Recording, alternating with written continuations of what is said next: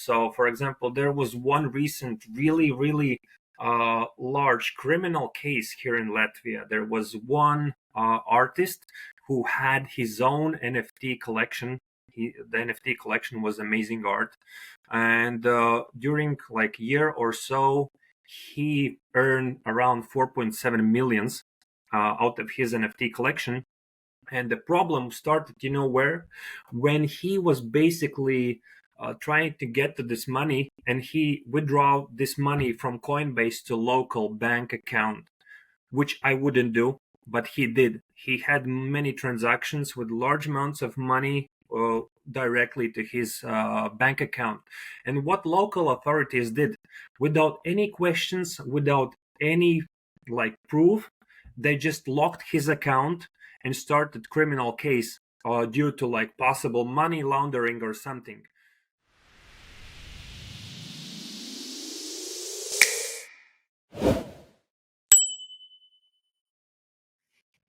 All right. Hi, everyone, and welcome to another episode of Taka Talks. Today we have with us Dainis, and I will not try to say his last name because he told me not to, just to save myself the embarrassment. Dainis is an active Web3 ecosystem participant in that he he consults for multiple Web3 companies, and he helps startups in the space scale and become global entities. He started out in the banking system. He was also a professional weightlifter at some point in his life. So I'm going to invite Dainis to tell us a little bit more about himself. Great. Yeah. Thank you. Thank you, Shireen, for a short introduction. And it's my pleasure to be here today. And thank you for inviting me. That's my pleasure to share my experience and what I'm recently doing. So that's pretty interesting. So, yeah. So about me, currently I'm in the state where I'm working mostly in Web3 space, and I'm mostly focusing on helping different startups, mostly in early stages, to scale these startups from business development perspective, organic marketing perspective, also by attracting different type of investments, connecting them with different type of partners and so. But in the parallel, I'm also helping to improve and build different products, and also not just in Web 3.0 space, but also in the regular world, let's say, so Web 2. And yeah, as you mentioned, I'm coming from banking space, banking sector. That's where my career basically started after my university and professional sports career. So I worked in two different banks, and that's where I gained my first experience about financial industry, and that's where I felt in love with this industry basically back that time, because pure IT, which is my background from university, it's not that interesting. But when you combine IT with financial different systems, which is fintechs, that's much more interesting. I always wanted to know what is the transaction behind when I put the card into this device, where you can, like previously, like many years ago, I didn't had any information. What is that device where I put my card, and how does that money go somewhere? That was real something weird for me. But then I started to work there, started to understand how that works, and then with the time understand how everything is really centralized, and that pulled the trigger in me to start looking in alternative directions, which is decentralized finance, for example. That's where I'm mostly focusing now. But that's really short intro. I'm sure we can like discuss many other topics related to my background, or specifically the banking industry. We'll be right back after the break. Taka Talks brings you stories from around the world that will help you understand how crypto and Islamic finance can change our lives for the better. Subscribe and follow us to keep learning. So amazing. So let's backtrack a little bit on that. First of all, I want to know where your country is located. I know it's a small country in Europe, and I want to know the size of the population and how the tech is also very welcome there. If they adoption to crypto, let's say, and stuff like that. Can you please tell me a little bit about where you're from and where it's located. And Sure. everything. Yeah. So I come from Latvia. It's really, really small country, like 65,000 square kilometers. And it's part of Baltics, like Latvia, Lithuania, Estonia. It's in Eastern European side, near Poland, near Belarus, and yeah, this is a really small country. We have less than 2 million. I wanted to say users, but yeah, people who live here. And in the past, like maybe 10 years, we had much more people here, but people are starting to migrate to other countries due to better opportunities, I would say so. But still, that doesn't change the fact that we're also growing in tech industries, and there are many new companies, many new startups that are launching in Latvia, and they're mostly in fintech space when you speak about the startup specifically, which is great. I also was the part of these startups some time ago, and yeah, but that's Latvia. And from my experience, I'm always try to focus on sharing and getting experience from other countries and seeing how that could be related or how that could help improve the Latvia, of course, and how I can use this skill sets that I learned from other countries, from other professionals, for my own career. And yeah, one more thing I wanted to mention, that here in Latvia, we have our own Latvian blockchain association, where I'm a part of this association. Yeah, and we created this association like a year ago. And the main purpose of this blockchain association is to spread the word about decentralized systems, about the blockchain, about Web3, about availability of different cryptocurrencies, and also to try to help regulate different type of regulations when it comes to cryptocurrencies. For example, one of the recent initiatives is to help new startups pay taxes in crypto, and we believe that this initiative would attract new potential investors, new business owners who would look into Latvia from other countries as a prospective place to build their fintech and crypto business, which accordingly could help Latvian economy in the long run, right? So, and there are many other different initiatives, which is pretty interesting to be there. And yeah, our team of association members is just growing, and we are establishing different type of larger partnerships, and I believe that's good for the future of the blockchain in Latvia. Yeah. Tell me a little bit about your personal story. Now, I was reading your LinkedIn profile, and I saw that you started with banking, and there was this building across the street from where you were working, I think, and you had aspired to get into the building. What happened? What happened, and what happened after you actually got in? Yeah, that's great. So if we get a little bit before that story, so how it all started. First of all, after school, I went to university, and I had this bachelor's degree in science, engineering and computer science. So, but it's not exactly like a programming, but like computer science in general. During my university, let's say time frame, I was also doing a lot of sports, and we're focusing on professional sports in powerlifting. I was competing in different competitions, and that's how I built What kind of sports? Yeah, that's powerlifting. That's sports where you lift different weights in different Wow. movements. Yeah, and yeah, So, that was so we have a fan right here, Ahmed, the cool. one who's sitting behind us, who's our sound engineer. He is all about weightlifting and these kinds of things. Oh, that's cool. That's nice. That's all. That's what I'm suggesting to do to everyone. Like, guys, you should do sports, you should lift weights. But back then I was really focused on the professional side of the sport. I had some also good achievements like national records, participated in European and world championships as well, and had many different places. Then I started to understand that I want to start focus on professional career because I have this degree and I really love computers and everything what's related to that about the technology. And I started to look for different jobs, and my first job was simple IT manager in a really small company of 3 people in the basement in Riga. So I was just helping other companies to bring different type of IT infrastructures into their buildings.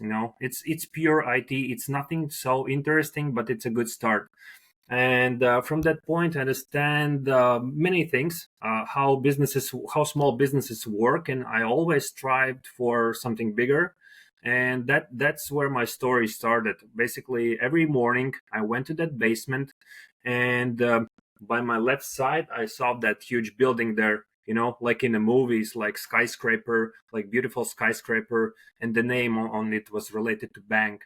It was Rietuma Bank back then, and I was like dreaming someday I could work in that kind of a building, because in a parallel I was watching also TV series called Suits, about lawyers in New York. And they were Yeah, always, the princess, the current princess, or I don't know yeah, if she's a exactly, yeah. duchess or whatever. I don't know, but royal family now. Exactly, yeah. And Mike Ross and that other guy, they always wear fancy suits and go into these buildings, do the business, and that was like, damn, I want that as well sometime in my life. And then what happened? I just wanted to have another job, a better job, with a better salary and something more perspective. And I started to apply to different jobs. I applied to, I don't know, maybe 40, 50 jobs. I went to many job interviews, and one of these um, open roles was in that specific building, right? And they invited me with a really not much of an experience, and they hired me at the end of the interviews, 2 interviews. So then I started to work there. I started to understand that this looks like I can achieve something. This look like I can do something in this world. And yeah, from that point, I did a lot of technical work. I was in technical support team. I worked with card management systems. I worked with different databases, with transactions data, with different digital type of transactions, and that's where I find that really interesting for me. But within 1.5 years, I wanted to move on. I wanted to do something even more. And I gained a lot of technical experience, like really a lot. And then applied to another job in another bank, which was also like technical, but more in a higher position. Like it was a developer position. And that was another bank, the biggest bank here in Baltics. And then there I was also a Scrum Master. I started to lead the teams as well of developers. That was my first experience to do that. And at that time, I started to understand that this is everything is really, really centralized, and to do something in a large corporate bank, you always need to ask some permission. You always need to do something by really strict guidelines or regulations, and that was a little bit too frustrating for me. I'm more like a guy, I'm creative, I would say so, and I don't like when people set up boundaries on me. I want to do a lot of different stuff. Um, and what I did, I started to explore different possibilities. What can I do next? But I started to understand that next level might not be different next bank. And I started to build new startup in the parallel. And that startup was related to fintech products, so that was slightly conflict of interest, so I did that in silence. I did not tell anyone. I registered the company in UK, so they cannot track me basically. So now I can tell this because I did nothing wrong. I did not steal any data, so everything was legit. So, and then in a parallel, I started to build a startup. And when I understand this startup is starting to gain something, I I went off from the bank and I said that I won't work there anymore. And that was my first freedom out of everything, out of corporate life, out of the system, I would say so. And I fully focused on my fintech startup. I started to talk with different investors. I went even to Dubai to talk with different investors to pitch my idea and everything. But this was my first startup, and as most of the first startups, for the people without experience, they fail, and I also failed, and that fail was a really great experience. By fail, I mean I didn't get any traction. I didn't get any real users for my platform. That was lack of knowledge in sales, lack of knowledge in marketing, and lack of funds, right? So typical startup things, I would say so. And from that point, I also started to trade in the parallel cryptocurrencies, which was pretty interesting for me, just to trade like futures trading. And that's how I started to learn more about decentralized world. And I started to talk with other people, other my classmates, and so on. So we started to think, how about we build something on our own, like own cryptocurrency, or hey, there are NFTs. What about if we build some NFTs on ourselves? So, and then we started to do something like that, build our own projects with a couple of same-minded friends.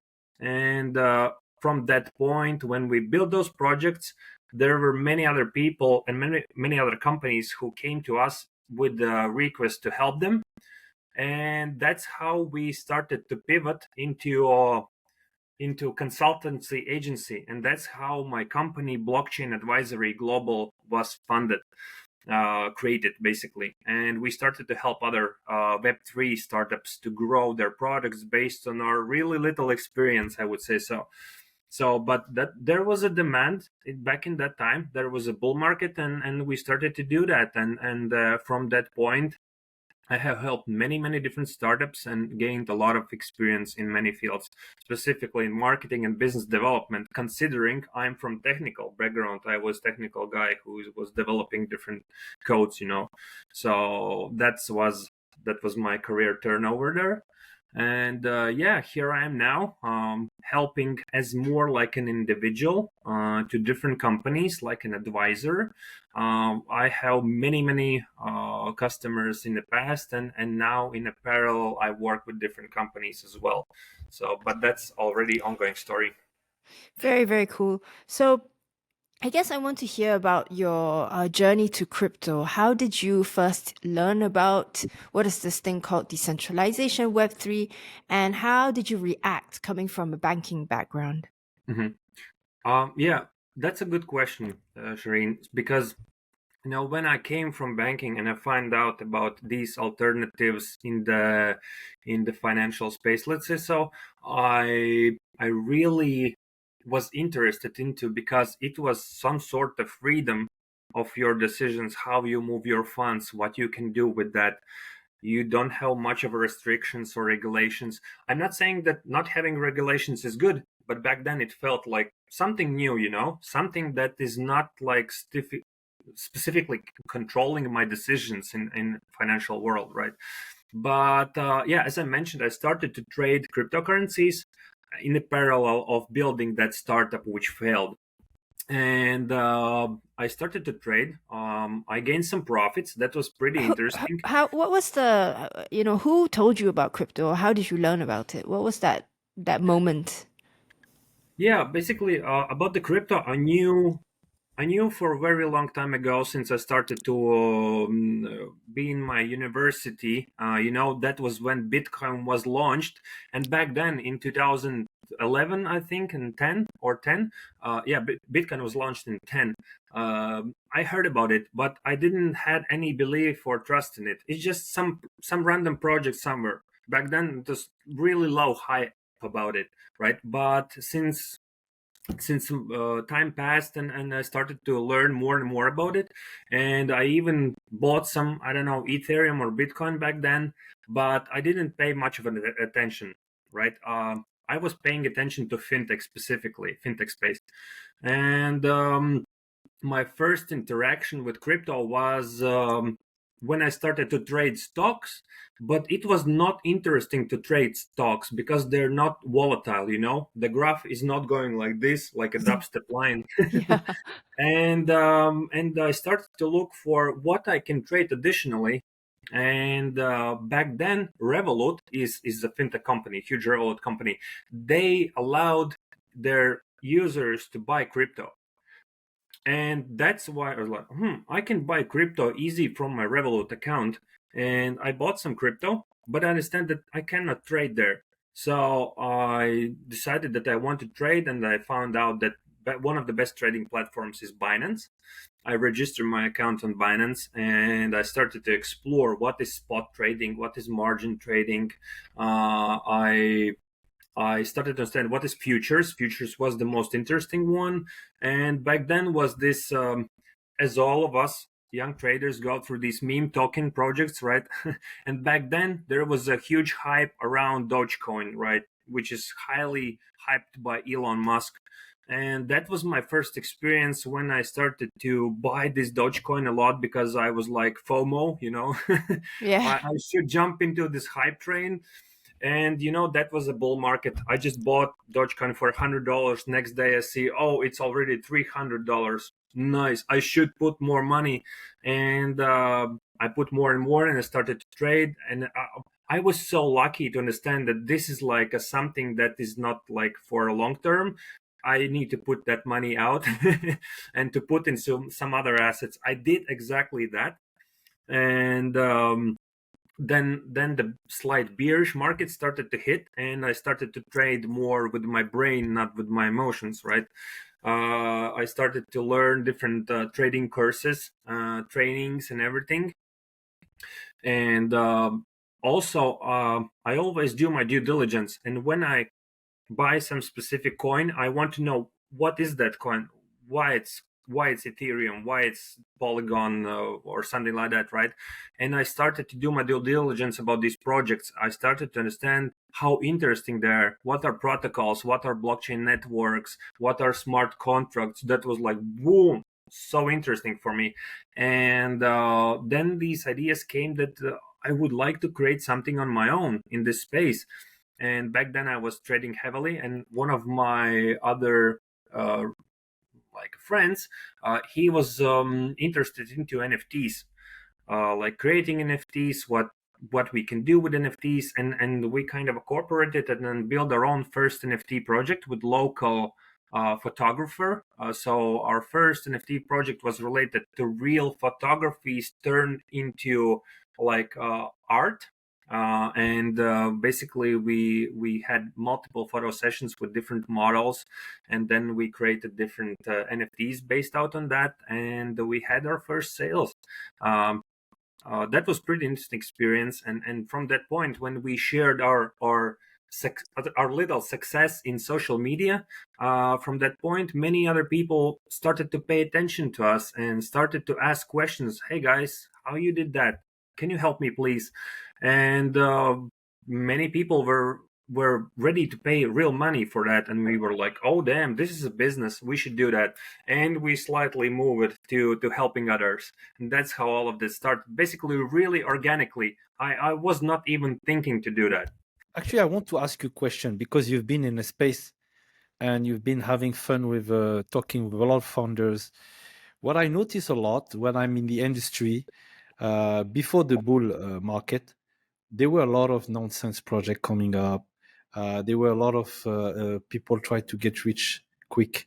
You know, now that we see that we are into a certain dry market, I would say you see less of a nonsense, I would say, and more projects that are more relevant. Can you share some example of funny story of a nonsensical project or a real project that you know? And then when we get to know each other, actually through LinkedIn, I believe, you start looking at the project and you're like, hey, Murad, I went through the white paper. I really like what you do and stuff. Mm-hmm. So I'm getting this a lot from people from, you know, who have a different culture, I would say, because, you know, obviously I live in Middle East, you live in Europe, but we align into building new products that are bringing sustainable value for people in general.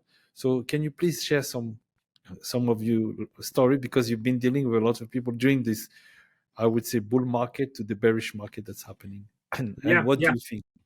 Yeah, Mora, that's a really, really good point, and I couldn't agree more because all of these crazy type of projects without any real life usage were mostly created and launched on bull market, right? So that's one of the main problems because back then, when we launched our first NFT project, it also hadn't really much of a utility back then. It was just really nice art. What we offered is was just maybe those who will buy our top tier NFTs will get a free photo session with that professional photographer, but that was really local something, so only local people could use this benefit.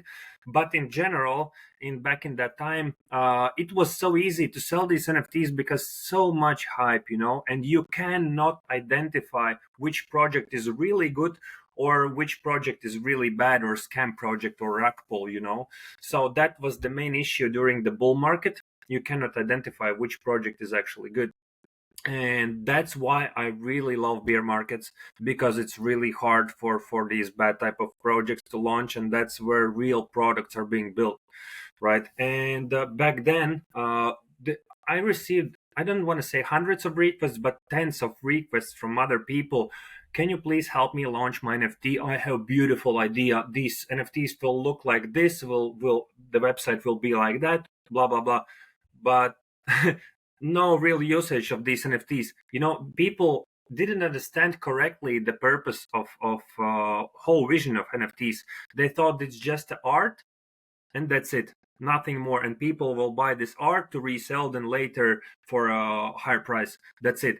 But soon, when the bear market hit, a lot of these new founders realized that we should add some real value to the project behind. And my suggestion back then was to treat every crypto, every NFT project as a startup in a regular tech world, right? And every business and every startup needs to have revenue streams, right?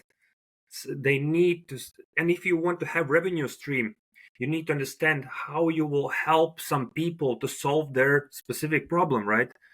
And that's where the business is made, right? And these people didn't want to understand that. They're basically, they were thinking like, oh, I will put some picture in social media like in Instagram, and some I don't know, some companies will ask me to promote their product on their page because I have a lot of followers. That's it. So that's not the case. That's not the case, and many people learned the hard way. Learned that these projects need to have a real business behind, real teams, real products, and real value. So yeah, I have. If I may ask one more question, you know, in our journey right now, when we look at NFTs, and God willing, we'll launch an NFT also project, but we were very hesitant into first of all, and we still hesitant into issuing our own coins, and a lot of people are like, when are you going to have Takadao? And we want to, and we want to really count, and we really want to go slow and understanding the value of the coin that will be issued. That's one thing. And when we also look at NFTs, we don't look at an NFT just to know. We want to have a certain utility among a certain community. So, and that's where we're looking at, and we are very kind of going slowly, understanding the trends, understanding the needs of the users. And we believe that is in between the Web 2 to the Web 3. There's a movement where people want to have an NFT that can be used in the real world, like fidelity program for Etihad Airlines, like they just issue, Nike being able to. So likewise, Yeah. we careful on the launching in the proper timing, gathering the right community around the project, and seeing a value added. So can you share some of your experience regarding that and value added NFTs, if and what do you think about our approach in the sense? Yeah, Murat. Yeah, thanks for adding that. And that was something that sparked an interest in me when I first saw Takadao. Right, I first observed this project as a appealing product. First of all, visually, that was interesting to me to read. What's that? Because I'm exploring in different projects on daily basis a lot, and secondly, when I started to dive into details, do my due diligence, I started to understand there's a real product and real value for the people in the insurance space. That was very interesting for me because I didn't see any other similar project yet in the market, and that's why basically we started to communicate and share our thoughts about this project, which is great. So, but about my previous experience when in similar cases, I found pretty valuable use cases for NFTs. Was first one was related to ticketing, right? And that was my first experience when I approached one ticketing company from States, and I offered them to create their tickets also as NFTs and store their basic information about the buyer, about the event, about the time, about everything. And they kind of agreed to help. But at the end, I realized the company was so huge that they just read my idea and implement it on their own. So, because they had enough resources within the company, how to do that. Back then, I didn't know from business development perspective what kind of companies should I approach with this idea, and then I started to understand that I should focus on smaller companies who don't have resources to build such projects on their own, and they would need the support, which I can bring them. And yeah, ticketing was one of those critical items in the real world where NFTs could be really useful. Also, type of gift cards in different stores, for example, digital stores, or also VIP membership cards in different type of websites where you have like exclusive access to some closed community with some specific benefits, and there's also a way to use and leverage NFTs. For example, in the fintech space, one of the recent most interesting cases where I found out where NFTs can be used is to, through NFTs, you can invest into loans, liquidity pools in a real life. Like in a real life, you can have a loan from fintech company, not from bank, but from fintech company to buy a car, for example, or some short-term loan. And there was one project which implemented NFTs as a part of this system where you can buy this NFT with your USDT, and you are part of a liquidity pool. You just provided the liquidity through that purchase of NFT to this loan company, and they accordingly will distribute your money to these people who will take a loan, basically, right? And then you will earn interest on that, which is pretty cool model because interest in fintech space in loans is really stable. It's just it will always work, and this is like a really stable investment for people who just hold USDT in the long run, right? Why should I hold? I can just put in such kind of NFT like this, and that was really interesting use case. And I believe there will be more and more use cases like that, and also, for example, supply chain, to leverage different type of NFTs in the supply chain to track products, to track where they are exactly, what is the state of this product, and how these companies take care of the product, what's the quality, and so on. Everything can be like run through NFT and the blockchain, so which is really interesting. And more I'm starting to focus on these kind of projects where you on the front end you don't even know that you're using NFT, you're using benefits of this NFT, right? So I think that is the ultimate state of where NFTs will be leveraged.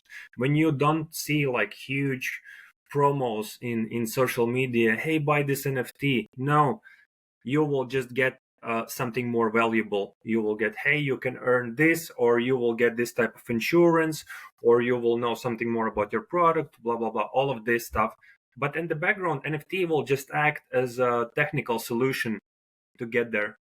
Yeah, so this brings up actually a very, for me, sticky point in Web3 and in crypto, which is lots of people, especially, people coming from a traditional fintech banking background, they say, and most of these people, by the way, are from the West, they say, there is no real utility, there's no real use case for cryptocurrency and the Web3 period. So, and a lot of this came actually from that period during the bull market, like you said, when everybody was trading. Yeah. And it felt like the only use case for crypto at the time and Web3 in general was to gamble, right? And this has put a real dent on the industry, when in reality we're finding, and through our discussions with a lot of people through our podcast, etc., and just meeting other people from around the world, that the real use cases comes for crypto, particularly when there's a failing monetary system, when you have fiat currency, where it has very high inflation and all of a sudden it's worth nothing. And people in those countries, they use crypto because they have no choice. There's no usable money in their country. So I guess, how does this work? What is the use case in crypto in Europe? Because that's your perspective and that's where you're from. And, that is driving the adoption. We'll be right back after the break. We believe that the financial system is broken and that our banks and insurance companies don't have our best interests at heart. We've built Takadao to help us get together as a community to save, earn, and access credit. Join us today and discover how you can grow your savings while helping others. Yeah, you touched really critical points, I would say, specifically when you mentioned that crypto is more interesting in the places where financial system is failing. That's a really good point, because in these places, in these countries, people are starting to look for alternatives, what they can do. And crypto and blockchain is one of the best alternatives, specifically like a hedge against inflation, right? It's specifically nowadays. And these type of different cryptocurrencies are more and more available now. And that's a great investment. And if people start to understand that they have alternative solution where they could put money and not lose its value in next couple of weeks or days or months or years, that's really great. They should do it, right? But when it comes to Europe, that's an interesting question, because recently, I think that's due to different type of issues as well here in Europe. When I started to work with different clients, I started to work mostly outside of the Europe, because that was more interesting to work with them, specifically from US, Middle East, Asia, and so on. But if we speak about Europe, few years back, we had also some problems with what happens if I have withdrawn too much of a crypto gains, for example. Then local authorities will immediately call me, hey, what's that? From where is the money? We will block it, So, for example, there was one recent really large criminal case here in Latvia. There was one artist who had his own NFT collection. The NFT collection was amazing art. And during like year or so, he earned around 4.7 millions out of his NFT collection.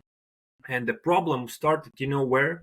When he was basically trying to get to this money, and he withdraw this money from Coinbase to local bank account, which I wouldn't do, but he did. He had many transactions with large amounts of money directly to his bank account. And what local authorities did, without any questions, without any proof, they just locked his account and started criminal case due to possible money laundering or something.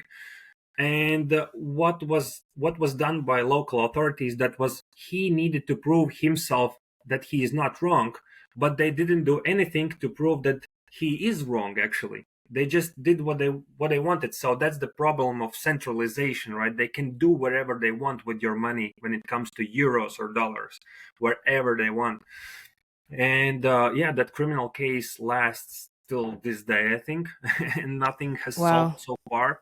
And that's a heavy case, and that's just one of examples. I believe there are many examples like there. Yeah. So Yeah. I mean, this makes me think about the Ukraine and Russian conflict. I think this was a moment in Europe where crypto went from being, oh, it's just a fun speculative thing that we can trade to, oh, wow, we actually need it. Because in the case of the Ukrainians, suddenly everything shut down and they couldn't really access their funds, their banks, etc.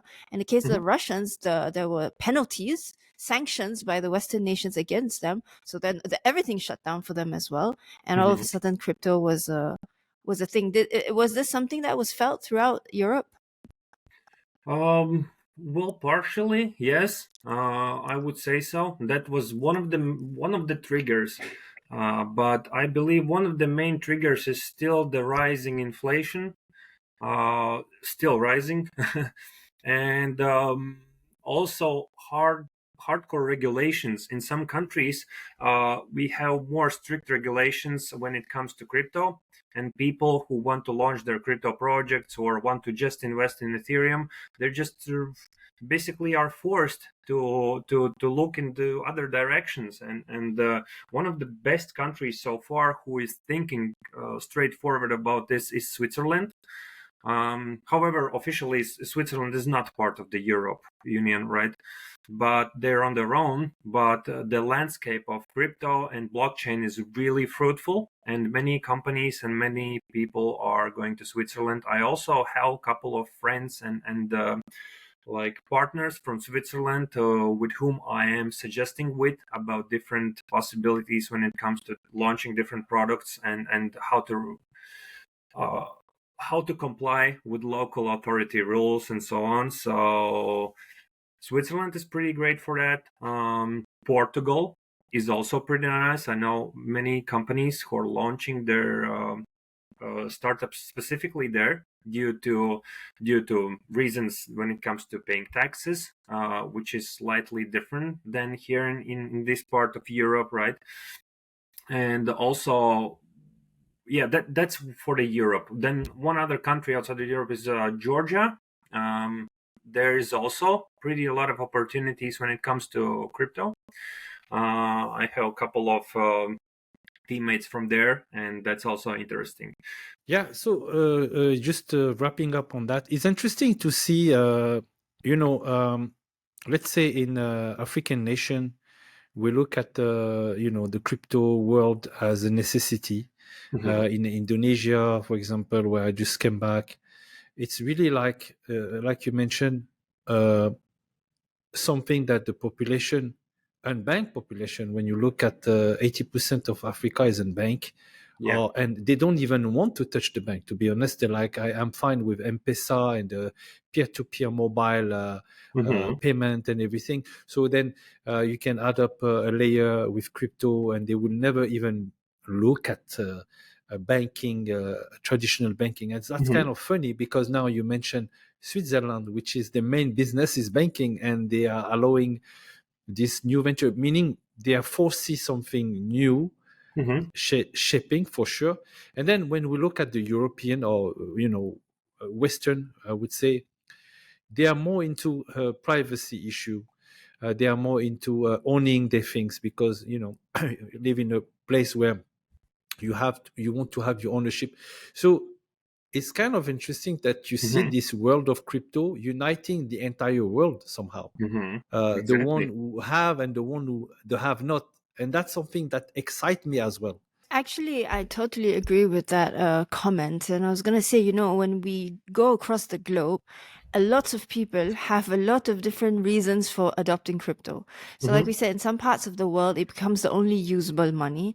In other parts of the world, it becomes a way of freedom, to, like you say, get away from the centralized control, because apparently they decide what they want to do with whatever you have, and they do it arbitrarily, you and your luck. And in some parts of the world, for example, like us, We are doing it because we find that there's a new financial infrastructure that is aligned with our own values. So this discussion is actually really eye-opening, and it's incredibly interesting because we can see that this one technology, one tech stack, which is neutral, is being used in a way that is radically different globally around the world. So I think this is super exciting. So I guess where do you see the state of Web3 and crypto going today? You have been to something like 27 countries, and you've worked with people from all over the world who are doing Web3. And where's this headed? That's a good question.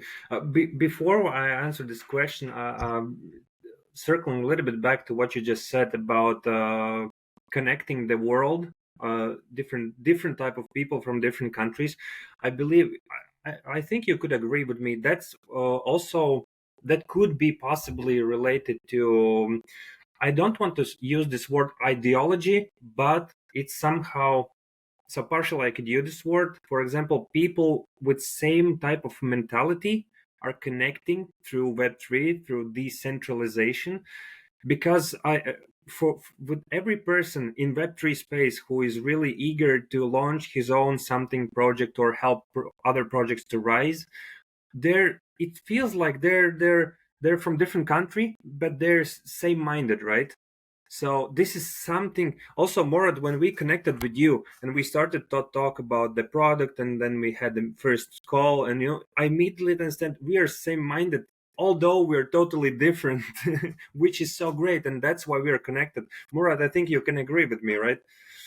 Yeah. I mean, look, I think we all inspire for the betterness of the human condition when you in that level of understanding. Some people might argue, oh, the one who are the earliest mover, they will be the biggest winner, but it's up to you to become part of this earliest trend and movement. This is not a contradiction in itself. Okay, so what I want to say at the end of the day is also the belief that we try to build a better system that works for everybody, regardless of your background, religion, even your economical background as well. I can talk to a fruit seller in Kenya who inspire for a better solution than and a billionaire in Singapore trying to uplift and edge against inflation with his own dollar. So this is all beautiful. And yeah, I totally agree. We really have this beautiful synergy with people from all walk of life, definitely. Exactly. And that really excites me most when I connect with different people from different countries and we share the same vision. We look at the same direction from different points, right? And we share same passion about it. And that's the positive side of aspect, which is like helping to work on this more and more, even though some tasks are harder, some tasks are more challenging, but you still continue to work on this because at the end of the day, it's still exciting, right? That's great. So yeah, to answer Shireen, your question about the state in the future, where this actually goes, that's a good question, and I believe that's one of the recently most hottest topics, like based on my observations from LinkedIn, for example, about onboarding next billion users into Web3, for example, right? And I believe we came to the state in the whole world where we need to find a good bridge between Web3 and Web2. And some people also might not like what I will say now. I mean, those people who really believe in crypto, but we really need to think how to build a bridge between a decentralized system and centralized system. Because, if we see how many users we have now who actually invest in crypto compared to other part of the world, it's still a small friction. So most of the people are using still fiat currency, right? And how to get to them, how to help them understand their alternatives. it's not possible to just push on them decentralization and ask to register a MetaMask wallet to save a seed phrase, to have this key somewhere in Google Docs or something. This is too frustrating, and the user experience is still really low, I would say, in Web3 and for many products. And that's where comes the part where we need to partner and we need to find out the common ground with centralized systems. For example, recent stablecoin launch by PayPal. Some people might disagree that this is a good for a crypto space, for example, because I saw their smart contract. And basically, as a PayPal, they can freeze your funds, they can remove from your wallet your stable coin, but it's nothing new. You can do the same with USDT or USDC. That's just how stable coins works, right? So nothing to worry about this. But I believe that this is like a gateway. Do you know how many people use PayPal, right? And for example, Revolut and something like this. This is gateway to get these people to crypto, so they could start learn like what is stablecoin, what is Ethereum, what is NFT, and once these large giant companies will onboard many users, many existing users to use their crypto products within their existing platforms, this is a really great start for Web3 world to get more users, because these users will potentially start to think how to move their funds to decentralized wallets later on, right? And that's like a huge gateway. And I believe and I have trust in that fact that we must cooperate with banks, with fintechs, with different large corporations to help them launch their own products. Not because it will help immediately, but in a long-term thinking, I would say so. Would you agree with me, guys? You know, what you're saying actually is incredibly controversial, and I spent a lot of time really thinking about that. Mm-hmm. Because on our side, what we're trying to do is really focus on DeFi, right? Because we believe in the need for this independent community ownership that is away from the centralized entities. But at the same time, you absolutely have a point. How do you expect people who are used to everything being reversible, and used to some big brother taking care of their finances and everything? Yep. Government is the one who prints money. Everything is from top down. How do you expect them to go and suddenly flip their mind and be like, oh, I have to take care of everything myself, and oh, I am in charge now? I think this is a very difficult hurdle to cross. And yet I feel like maybe that's the way you have to go in order to achieve our goals of essentially freedom and decentralization. It's like, why do you have Bitcoin maximalists, right? Sometimes people are like, oh, they're just crazy. But I see their point. The reason why they are maximalists and they're saying no to every kind of altcoin is because they want us to see the big picture, the vision. They want us to understand that if we start to compromise on all of the with the altcoins and everything, we're going to certainly forget why we were here to begin with. And I guess this is very similar to decentralization, and that the whole, we have to work with the centralized parties in order to move people and then hopefully get them to decentralize. It is very difficult. It's a very difficult, thing to say I am for or I am against. I have to say I still don't know. I don't know how I feel about this.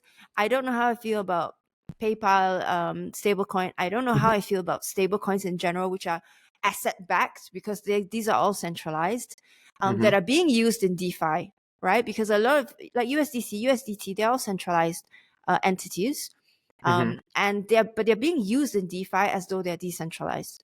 I don't know how I feel about that. I don't know. I don't know. I definitely know how I feel about the CBDOs, the government stable coins. What did we call this? Central CBDC. Bank Digital CBDC, currency. sorry. Central CBDC. Bank, digital currencies. I know I feel terrible about that. But yeah, this is a very difficult thing. Yeah, but I echo the same thing, and thank you for raising this question. Actually, Dennis, I think as you can see, you will have the 1% up to 5% of people who who kind of understand, and even among those 5%, 10% who understand this crypto world, again, we have been programmed to be controlled. And when it happens, sorry to use the word, you try to go back to, oh, yeah, I believe in decentralized, but who's going to verify, blah, blah, blah. So you still have this stigma, even among the guys who are, fully want the decentralized is still out, but you still have a centralized aspect of it and stuff like that. So that's, chicken and eggs, I would say. We have to grow out of this mentality, and it will take a long time to do that. Okay. But when it comes to the user adoption, and that's another things, when we see the big guys now stepping in, Blackstone and all these big guys, and all the big firm are moving into this space, they kind of are being pushed by the investors to get access. And the investors, they don't necessarily all understand what's happening, but they want to have access to this technology, this investment vehicle, this new asset class and everything. So when they start moving along like that, you're going to have all these PayPal and everybody moving, trying to democratize this. This might definitely water down what the real crypto world is all about, because they will bring centralized things, and that's not the normally where we envision things to happen. Okay, because you go back to becoming, again, locked by a system.